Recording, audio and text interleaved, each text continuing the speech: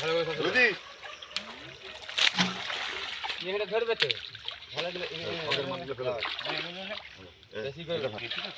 এই একগুলো ছিল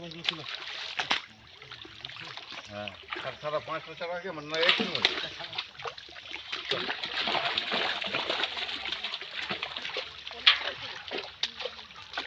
পালিয়ে যাচ্ছে জল দাওনি মাছটা পড়লে তো অনেক যাবে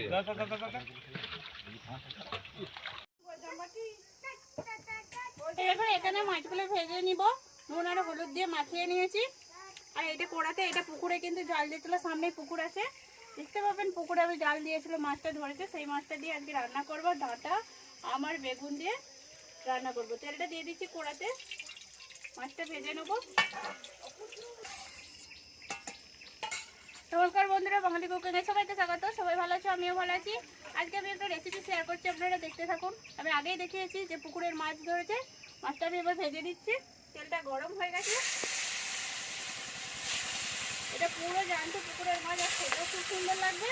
ডাঁটা দিয়ে মাছ দিয়ে আম দিয়ে গাছের আম দিয়ে আর খুব গরম এখানে মাছগুলো ভাজা হয়ে গেছে আমি মাছগুলো তুলে নিচ্ছি আর দেখার শুরুতে একটা লাইক দিয়ে দেবেন ভালো লাগলে সাবস্ক্রাইব করে দেবেন পুরনো নতুন বন্ধুদের অসংখ্য ধন্যবাদ আমি একটু গ্রামে আসছি গ্রামের বাড়িতে একটু গড়বড় হচ্ছে ভিডিওর মধ্যে যতটা পারবেন আপনারা চেষ্টা করে নেবেন দেখার মতো করছি বানাচ্ছি ঠিক আছে এখানে আমি সব মাছগুলো এরকম করে ভেজে নিচ্ছি ভিডিও লোড করতে গেলে 4 ঘন্টা টাইম লাগছে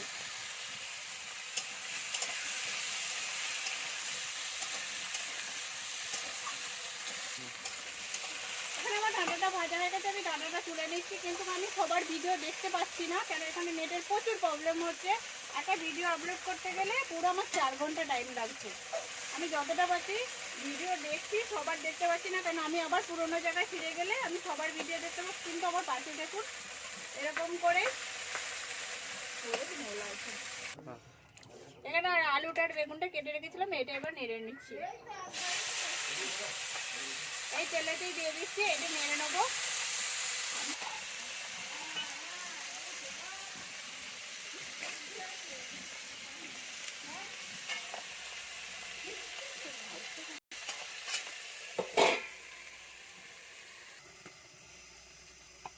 এখানে আমি সরষে আর জিরেটা বেটে নিচ্ছি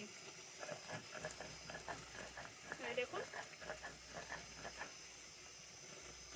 তেলটা কিন্তু খুব সুন্দর আলু বেগুনটা নাড়া হয়ে গেছে এবার আমি হলদি দিয়ে দিচ্ছি এর মধ্যে 1 চামচের মতো আমি হলদি দিয়ে দিলাম 1 চামচের একটু বেশি 1.5 চামচের মতো একটু লঙ্কা গুঁড়ো দিয়ে দিলাম একটু ঝালের জন্য স্বাদ অনুযায়ী আমি নুন দিয়ে দেবো আর এখানে একটু সরষে আর জিরেটা বেটে রেখেছিলাম এটাও দিয়ে দিচ্ছি এটা দিয়ে আমি একটু ভালো করে এর সাথে কষে নিচ্ছি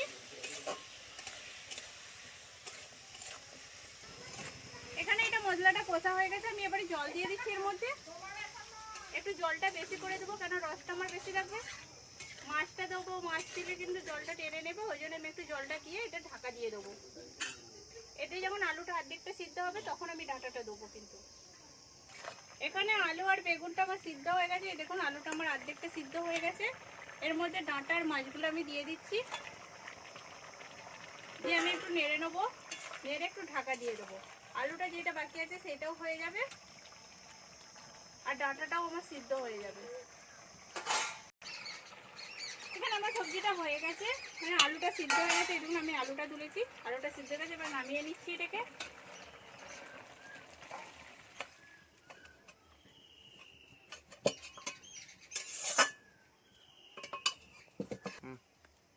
এখানে কড়াই তেল দিয়ে দিচ্ছি তেলের মধ্যে একটা শুকনো লঙ্কাকে ভেঙে দিচ্ছি একটা তেজপাতা দিয়ে দিচ্ছি একটু পাঁচফোড়ন দিয়ে দিচ্ছি দিয়ে একটু নেড়ে নিচ্ছি আমি আর এর মধ্যে আমি আমগুলো দিচ্ছি আমগুলোকে আমি কেটে রেখেছিলাম আমগুলো তেলের মধ্যে দিয়ে দিচ্ছি দিয়ে একটু নেড়ে নেবো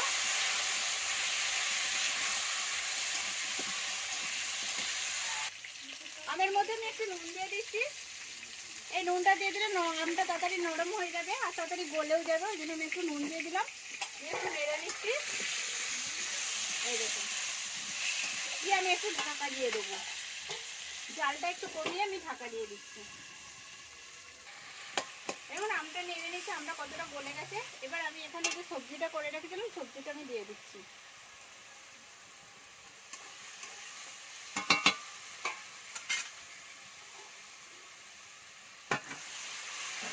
দিয়ে আমি ঢাকা দিয়ে দিচ্ছি একটু।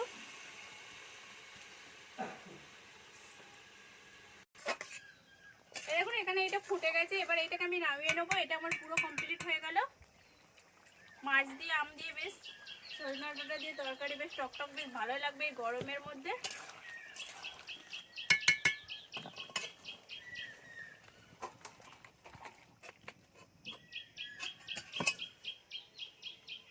এই দেখুন আমটাও পুরো গলে গেছে, তরকারিটাও পুরো হয়ে গেছে, কত সুন্দর। এই দেখুন প্লিজ আপনারা এরকম করে বাড়িতে বানিয়ে দেখুন, কেমন হয়েছে সেটা কমেন্ট করে বলবেন। ভালো লাগলে লাইক করবেন, শেয়ার করবেন, সাবস্ক্রাইব করবেন আর পাশে থাকবেন। এই দেখুন, আর এইটা তো গরম গরম ভাতের সঙ্গে রোদ দিকে আসার পরে হেভি লাগে খেতে।